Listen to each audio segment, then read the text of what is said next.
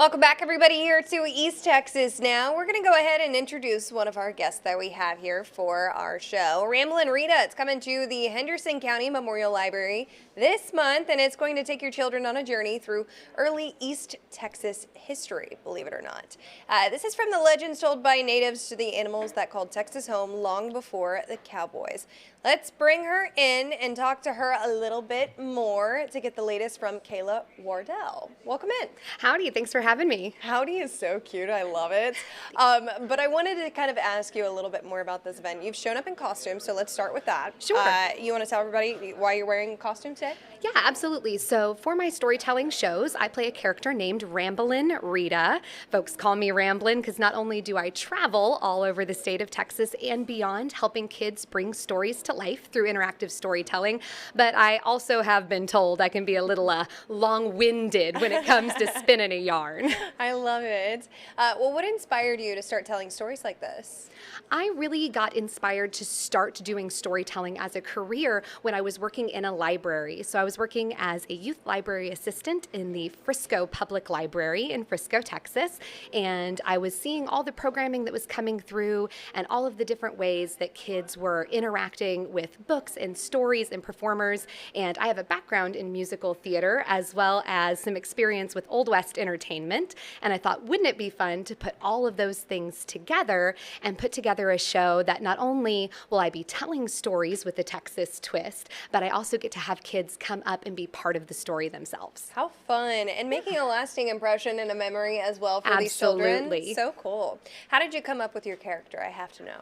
So when I started working in Dallas, Texas, I actually started as a professional actress. I was working for Lagniappe Productions, which is an Old West entertainment company, and they had lots of different roles that you could play in their murder mystery dinner theater or in their saloon girl, that sort of thing. And I really loved that cowgirl ethos and just the idea of traveling all around Texas, telling stories by campfires or out on the trail. And so I thought she was a great fit. So cool. Well, what do you love most about storytelling as Ramblin Rita?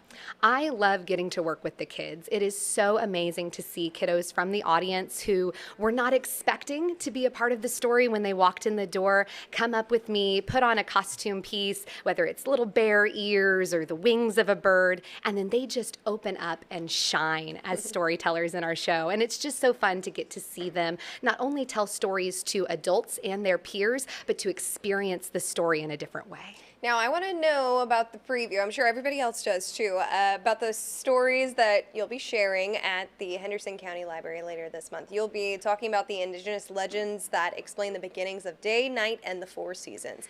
Give us a preview. Yes, so for this show, we are doing Indigenous legends. Every year, the National Library Association puts out a different theme for their summer reading programs, and this year's theme was Unearth a Story. And so we decided to go way back in time for our stories. The first one we'll be telling is all about how day, night, and the seasons began using the animals in a legend that was first told by the Comanche peoples. Okay. And then we also have another story that explains why our rabbits have such tiny little tails. And that one actually began outside of Texas in the area of New York, where the Seneca peoples once lived, and it's still a really great story and applies very well to the different cultures here in Texas. Well, in your view, why is it important to share these stories of Indigenous folklore?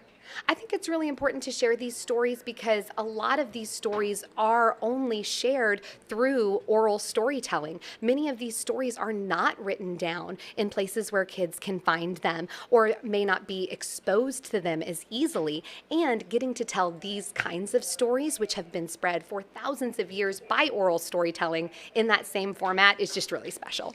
Of course. Well, you will be talking about animals that populated our state long before man. You may have already touched on these, but tell us a little bit more about those critters. Sure. So we talk about a lot of animals that are native to Texas. So we try to focus on animals that have lived here in the wild in the past. And lots of kids don't actually know about some of these animals that show up in Texas. For instance, we talk a little bit about our armadillo, which a lot of people already know about our armadillos here. We talk about coyotes and how that's different from wolves that a lot of children will read about in books. Here in Texas, we've got a different animal that roams our plains plains. We also get to talk about the different birds, like hummingbirds, that we get to see in the skies. So just animals that make you think of Texas.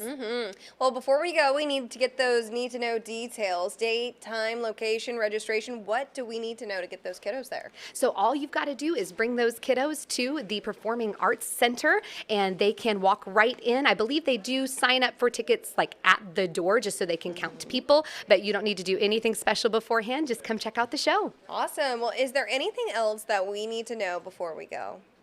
I would say just check out Ramblin Rita on Facebook. If you aren't able to catch the show here in Henderson County, I do travel all over the state of Texas and beyond, and so you can find a show near you to check out this summer. And of course, we also have a YouTube channel where you can learn more about bluebonnets here in the state of Texas. I love it. All right. Well, thank you so much for joining us here on East Texas Now. Of course, if y'all want more information, it will be over on our website later today. Thank you so much for having me. Happy course. trails.